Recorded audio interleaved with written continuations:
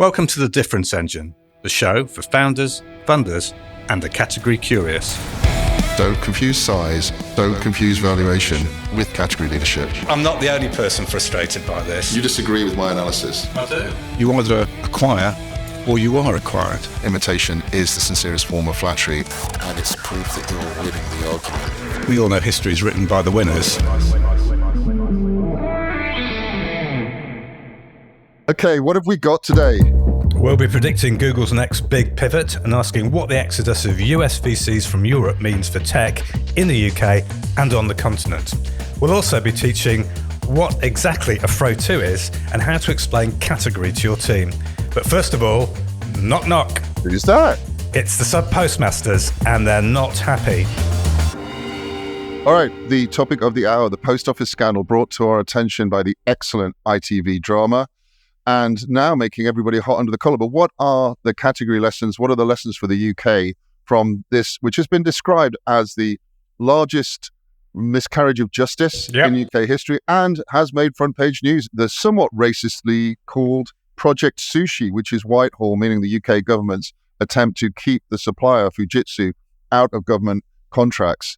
But Fujitsu has a storied history. Jono, help us out. Fujitsu weren't the original contractors for the Horizon project, which was designed to automate most of the functions of the sub-post offices, which are the sort of things you'd go to the US Mail or Deutsche Post. But the reality was that when Fujitsu came in and bought ICL, the state supplier, it also bought this contract. And in plain sight, between 1999 and 2015, 700 sub-postmasters were prosecuted for offences such as theft, fraud, and false accounting, and 1,000 more have been affected. So this is a huge story, and as Paul says, a huge miscarriage of justice. So the key thing that went right through this project and seems absolutely incomprehensible to us is that Fujitsu and the Post Office maintained that it did not have access to the sub-postmasters' accounts. So any discrepancies in the figures on the system could have only come from the sub-postmasters themselves. How ridiculous. Ludicrous. In a world of cloud computing, we've had computers reboot because they need updates from the brain, the head of the cloud, where all the downloads come from. Anybody who knows anything about computers, which clearly doesn't involve Her Majesty's jurisdiction, really would know that this is how computers work. This is sort of the tip of a very, very large and very, very dark iceberg. 2 years ago, the venerable tech journalists Dave Bicknell and Tony Collins, they got a site called Campaign 4, that's a letter for change. They compiled a list of 43 years of state IT project disasters, and they're still happening. So even at that time, that was well over £40 billion of state-related IT failures. Now this, we believe, has a colossal impact on category creation and leadership, not just in the UK, but where these mistakes are replicated across Europe. Yeah, massive hat tip to the lads from Computer Weekly, and that includes Carl Flinders and Rebecca Thompson, Brian Glick as editor. These guys really championed a story that came from, and this is their own words in yesterday's Sunday Times, a tiny trade magazine. This is the issue, right? Is technology and category creation, software development, a tiny industry? Is this a subsector of the British establishment? It would seem so. If you wear a funny wig and dress like you were 100 years ago, then you get the authority to lock people up. Well, this is also a classic bit of British class warfare, isn't it? I mean, disdain for trade. That's why we haven't developed our industrial economy in the same way as many of our competitors. Yeah, and so now is the time to really fess up to our ignorance and just, we've banged on about this before, but really it's time that the quote-unquote establishment grew up, understand the importance of technology, understood the importance of technology for the future of our economy, the whole of the EU, in fact, and stopped being so goddamn ignorant about what actually happens when you plug in a computer to the cloud. So these are absolutely the basic first principles of networks, of remote access, of cybersecurity. They're not a black box. They need to be upgraded. The bugs need to be fixed. And that means there will be access by the contractor to those systems. Yeah, this is all basics, right? When you get to the bigger picture, it's like What's the consequence of a company like Fujitsu having such a large proportion of all of the government technology? Well, it's strangulation of the opportunity for the rest of the category ecosystem and anybody that wants to compete with them. If you lock down access to a fundamental part of the economy, to the innovators, the creators, the category designers of tomorrow, you reap what you sow. I'm not going to be particularly down on Fujitsu because this could be any major contractor, but Fujitsu itself has more than 2 billion worth of contracts with the UK government. It almost beggars belief that since 2019, when there was a High Court ruling that the sub-postmasters convicted were not at fault, Fujitsu has secured 101 contracts. UK division reporting 22 million in profits, according to the most recent accounts. Well, that's nice work. But it's not over yet. I mean, if you just look recently, a company which is a category leader, AWS, far and away the category leader in cloud services, has secured 3 contracts with British government worth 894 million in recent weeks. What's got to come out of this is some positivity, right?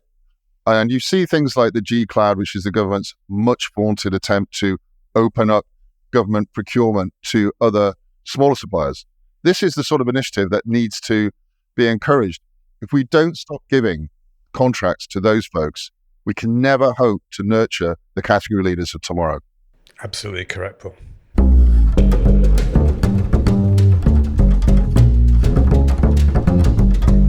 What does the future hold? Let's look into our crystal ball. Okay, so it's crystal ball time. And, start of the year, kick off, quite a good thing to do. And I have to say, there's been a lot of people looking at the future with a bit of a gloom, but we don't share that. Although some of the short-term stats ain't looking great. Looking at my crystal ball at the moment, I think we are seeing Google doing a very interesting category pivot. Well, yeah, but there's a lot of people losing their jobs. Yeah, well, we know they've laid off hundreds of employees in hardware, voice assistant, engineering teams as part of, inverted commas, cost-cutting measures. I mean, obviously, 2023, we've discussed this before, was that the year of efficiency, not economy, of course. Well, I think that Google is now at the beginning of a new category journey. So what are we saying about the category of voice assistants then? Because are we saying they lost that? I think they've lost the voice category in the same way as they lost the cloud category to Amazon. But I think what is really interesting when you look at these redundancies is if you look at a layer down, the same day that news of those cuts broke, Google announced that it would deprecate, the word it used, 17 underutilized, inverted commas, features of Google Assistant, playing audiobooks, sending emails, starting a meditation session even with Calm by using a voice command. So kill the products is what we're saying. Deprecate's a posh word for kill the product, end of life, stop developing. I think kill may be a bit harsh there, Paul. I think maybe garrote or strangle could be the right term. Stunt, okay, but they're going away.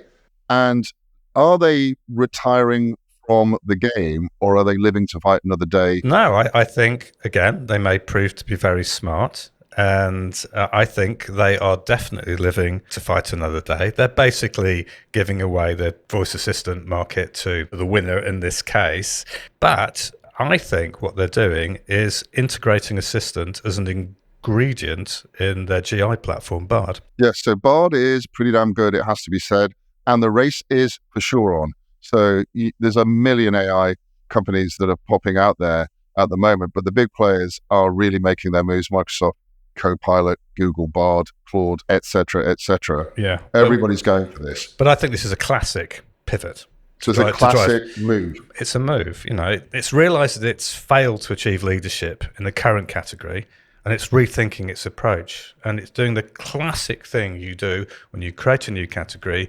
You reframe what a customer should expect, and that is really, really important because, as you intimated there, Google's now locked in a fierce rivalry with Microsoft as both firms are striving to lead the AI domain. Yeah, and this comes, at the same time that there's the Zuckerberg King of the Metaverse Netflix series.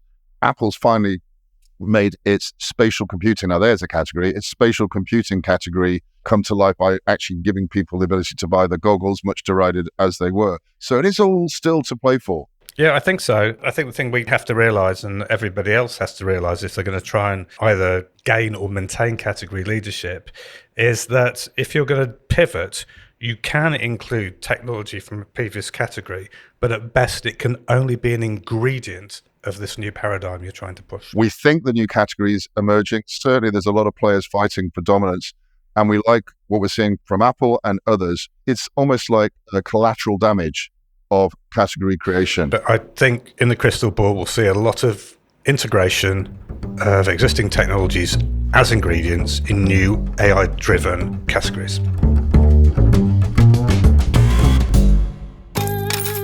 You've got to learn to earn. So, Jonathan, what is a FroTo and why the hell does it matter? Well, I'm glad you asked that, because ultimately a FroTo is the boiling down of your point of view. And it's your point of view which is the thing which underlines your category's differentiation. Got it. But lots of people say, I think about my business all the time. So why do I need to do it in a certain specific way? Well, both of us have run businesses over the years, and we know damn well that actually what we really do in our business is probably think about what's happening next week. And we don't really take the time to have a reflection about inflection. All right, let's get into it. For those who don't know, FroTo is a not very shortened version of from to. And that's a concept that has existed in consultancy since consultants were invented, which is the current state versus the future state. That's the promise of the world as is to the world that will be. So a sort of boiled down imagining of what the world for your customer is going to look like. Exactly. And by its definition, it's got to be a stretch, right? So you've got some examples, I think, from the world of telco, maybe? Possibly. There's some quite interesting FroTos going on at the moment. I mean, just look at Microsoft at the moment. So this week, we've heard that UK regulators are going to allow the acquisition of Activision.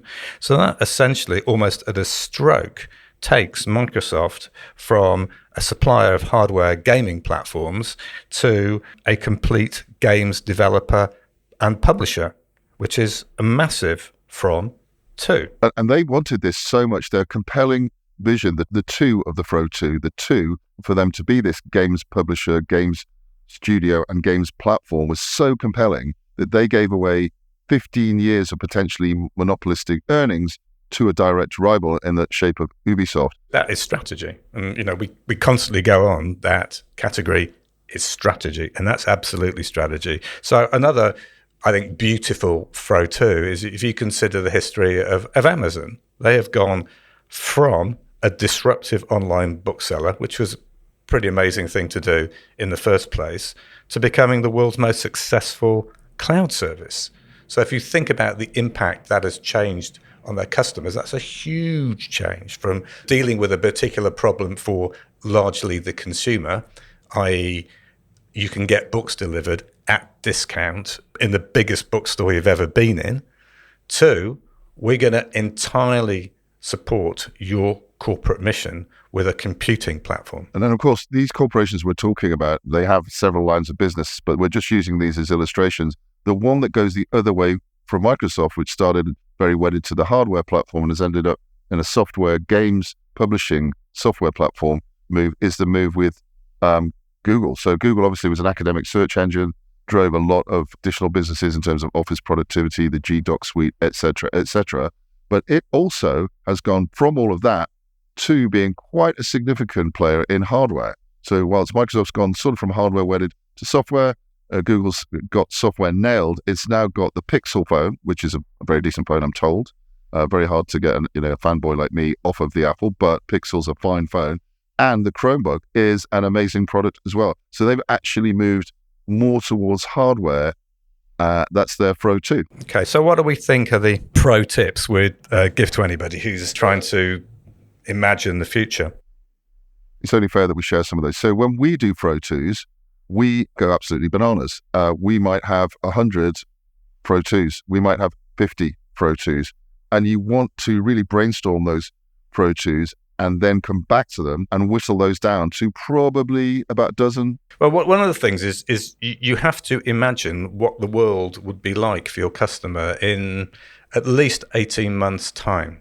So you've got to be bold, you've got to be imaginative, you've got to be different, as we always say, and you've got to be delivering an advantage to your customer. And frankly, the more the merrier. You've really got to get your imagination running on it. But I think one of the best parts of FroTo and using it as a strategic tool is the whittling down process. So create your 50, let's say. Yep.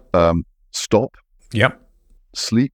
Definitely. Consume something refreshing if that's what you want to do. Works for us. And it does. And then come back and whittle those things down and really sweat them. This is the hard work of FroTos. It is. But if you can get it down to 10, that is the real test of your point of view, which of course is closely allied to your FroTo, because your FroTo is the boiled down point of view. And just to underline, 18 months out at a minimum, it's fine if your twos are almost unbelievable in their ambition, because you're going to have several lightning strikes to get you there. Yeah, the process by which you'll establish your category is going to take 2 or 3 years. So in summary then, FroTos are really, really essential. And as I said, I would love to see a point of view that was just FroTos. Yeah. Unfortunately, you do need to justify how you're going to get there, which is a key part of the But that's the point. If your FroTo doesn't involve a leap of faith, you're not being ambitious enough. You're falling into that trap we talk about all the time. You're just going better, not different. Yeah. And it should be always different, not better.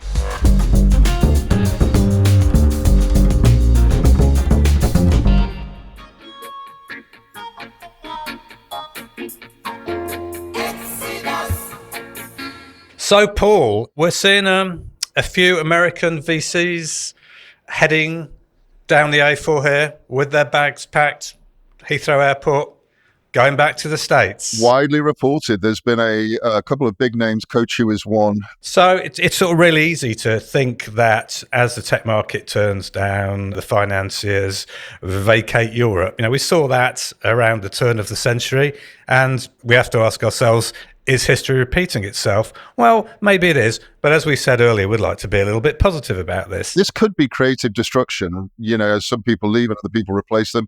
For sure. Only this week we saw Hyper Exponential raise $73 million from Battery Ventures and A16Z. And A16Z has just opened a new office here, which was reported. Yeah. It's nice to see Hyper Exponential being backed by somebody who just arrived. I mean, A16Z, long expected. And Battery, you know very well, right? I do. And they do great Christmas parties. But seriously, they have been in the UK for getting on for a couple of decades now and have a very, very interesting investment philosophy. So maybe it is that these guys, such as Battery, who've been around for a long time, are actually I've got a better sense for what's in the market, They right? may be. I mean, they did put $73 million in SureTech. It's an InsurTech infrastructure company. The partner from Battery is actually a very successful founder on the insurance side of things, founder of Guidewire. I think last time I checked, about $8-9 billion worth of market cap. So really, a thoughtful and considered approach. Yeah, but I think what's sort of happening here at a macro level, we think is sort of interesting, because in 2023, we got this slowdown. And that was... That's because the exuberance of 21, right? Yeah, but it's a 55% decline from 2021, when the investment went past 100 billion, I think, for the first time. And it's a drop of 38% from 2022. So is it all over for category creators? I mean, surely there's some lessons to be learned. No, it's absolutely not all over. I think what is all over is spending vast amounts of money chasing consumers to build up market share. I think what is back is very, very careful and studied investment in the next generation of tech enablers. And I think HX are one of those. Yeah, so I happen to know that Hyper Exponential, I was lucky enough to be involved in some of that announcement. This is a company that has got more money cash in hand than it's raised. It ain't raising the money for runway. It's raising the money to do strategic things. And maybe the lesson for those guys in, running startups, etc., is to resist sucking on the teat, if you will, of VCs and make yourself a profitable or close to profitable company before you reach out. Back in 21, that seemed like insanity. You get free money, take it. But actually, it's a good discipline, right? Yeah. I mean, we're back to that whole point. It's about the difference between consumer land grabs and firms that actually develop enabling tech. So, no need anymore for blockbuster rounds investing in copycats. Because a lot of that money goes inevitably on Facebook ads. We know 50% of those don't work. That's out there. And just like large marketing campaigns. And coming back to a topic we talked about before, a lot of people get confused between category design and marketing. But yeah, the point is this is not about marketing. This is about strategy. And enabling technologies are based firmly in strategy. Because anyone can spend marketing dollars, right? That's easy to do. That's easy. Creating a profitable business, much, much harder. And that involves the key part of category, which is thinking. Yeah, and we think that the market's absolutely right for venture capitalists that get category.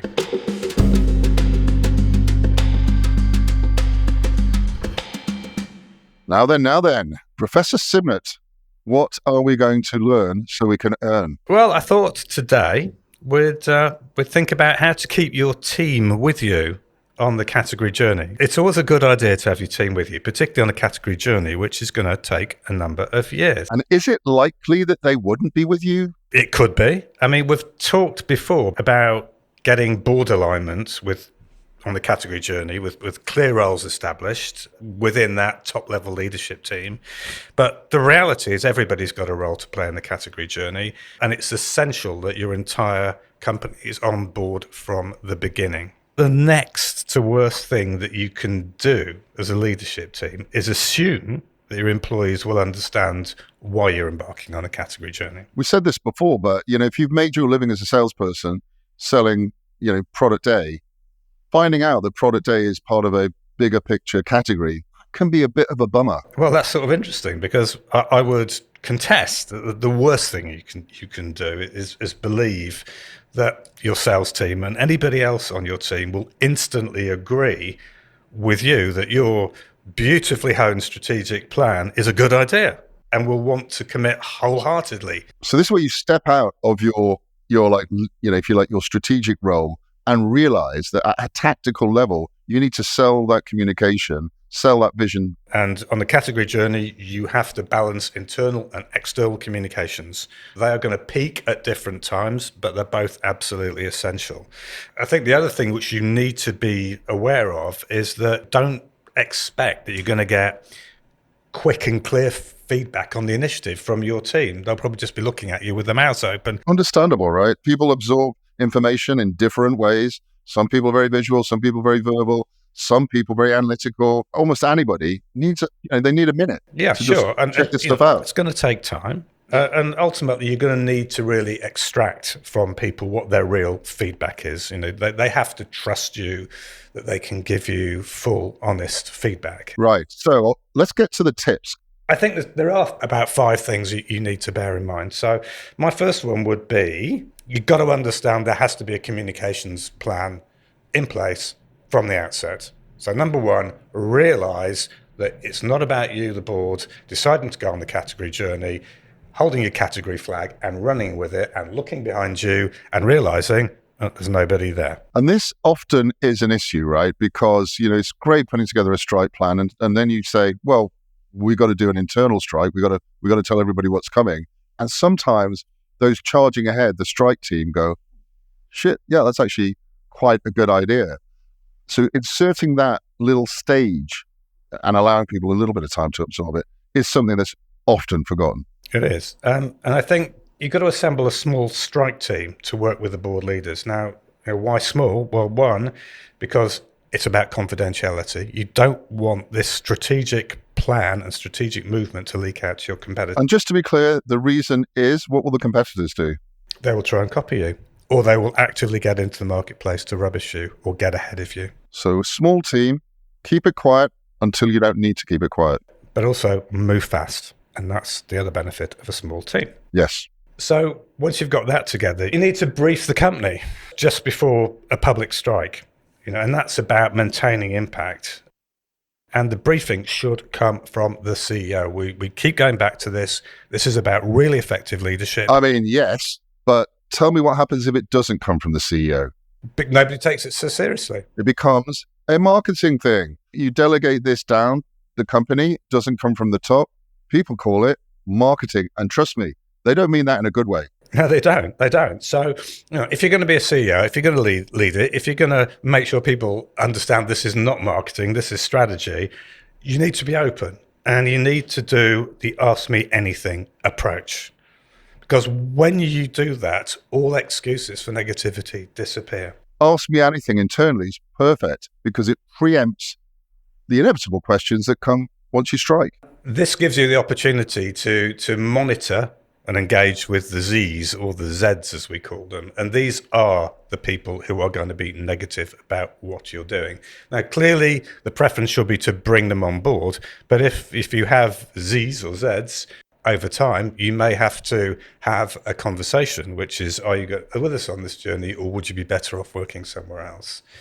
So you need to flush them out and challenge them. Yeah, and it's super interesting, right? Because there's a million reasons to feel a little bit anxious about a new category. It's not straightforward stuff. But some of the reasons for feeling anxious are valid and some of them are invalid. And it may be the sort of person that you've got in the team at the time you're launching the category is more risk averse, doesn't see it for whatever reason.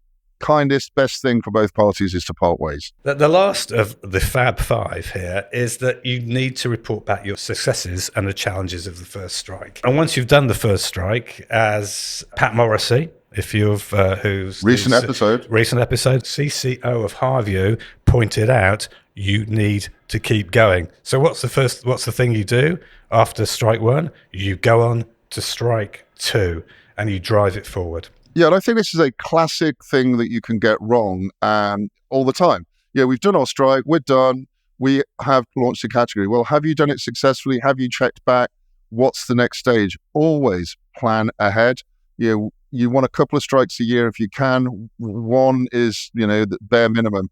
But you want to keep moving your category on because categories do evolve over time. Absolutely. So, my professorial view on this is that you have to have parallel programs of internal and external communication. So, and you're going to summarize what we've learned. That's one of the summaries. You have to have parallel programs of internal and external communication because you've got to address both your employees and your customer base. But be very, very, very careful to identify and deal with individuals who are not engaging with the category process. You've got to target them and persuade them, and if they refuse to adapt, don't be afraid to part ways. So make sure everybody knows what their role is, but maintain levels of confidentiality on the path to each strike, as leakage will adversely and catastrophically affect the impact of each strike. So there you have it. 5 top tips for getting the message out there to your team and bringing everybody along board. There's a blog which will accompany this podcast, and they'll list out your top 5 tips as well, Jonathan. Thanks, Professor Simlett. My pleasure. Thank you so much for listening. If you want to learn more about the topics discussed in this episode, then go and read our blog posts at becategorical.com. And if you are category curious and you have a question, we can help. Get in touch with us via LinkedIn, X, or using the information in the show notes.